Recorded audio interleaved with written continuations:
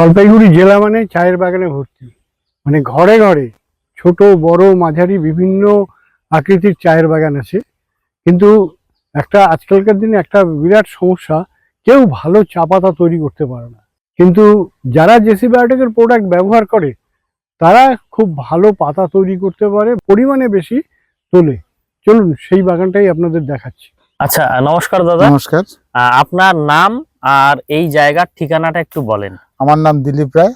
হ্যাঁ। আমার পাড়ার নাম হচ্ছে গাভুরা পাড়া, পোস্ট অফিসের পাতকাটা, জেলা জলপাইগুড়ি। আপনাদের এখানে দেখতে পাচ্ছি মানে চা বাগানে ভরা, আর অন্য কোনো সবজি পাতি সেরকম চাষ নেই, খালি বাগান আর বাগান।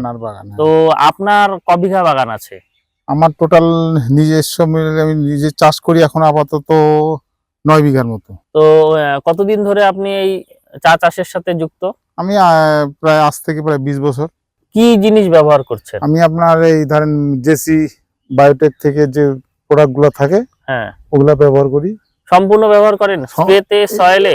হ্যাঁ, সম্পূর্ণ ব্যবহার করে রেজাল্ট কিরকম পেলেন? খুব ভালো, খুব ভালো, দুর্ধর্ষ রেজাল্ট। আচ্ছা, মানে আপনি তো 20 বছর ধরে যুক্ত চা চাষের সাথে। হ্যাঁ। আর জেসি বায়োটেক কোম্পানির প্রোডাক্ট কতদিন ধরে ব্যবহার করছেন? আমি বছর 2 ধরে করতেছি। 2 বছর ধরে ব্যবহার করছেন। তো এই 2 বছরের আপনার অভিজ্ঞতাটা বলেন। খুবই ভালো। অভিজ্ঞতার মধ্যে আমি যা গতবার আগে যা হইতো তার থেকে অনেক ভালো। আমার সবগুলো বাগানে জেসি বায়োটেক ছাড়া আমি অন্য কোনো ব্যবহার করি না।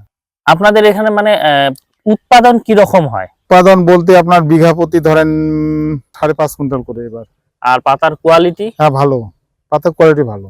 আর গত বছর আপনি সর্বোচ্চ কি পরিমাণ পাতা পেয়েছেন বিঘাতে? গত বছর আমি যেরকম 13 কুইন্টাল করে পাতা পাইছিলাম বিঘাতে। আচ্ছা, আশা করি এবারও আসবে সময় অনুযায়ী। আমি যেরকম ওইদিকে 2 বিঘায় গতবারে 25 কুইন্টাল পাতা পাইছি। হ্যাঁ, 25 কুইন্টালের উপরে ছিল। আচ্ছা, ওয়েদার ভালো থাকলেও একটা পোকামাকড়ের সমস্যা একটা থাকেই বাগানে সারা বছর। মানে ধরেন কোনো না কোনো পোকামাকড়ের আক্রমণ থাকেই। তো আপনি এইটাকে মানে কিভাবে ফেস করেন?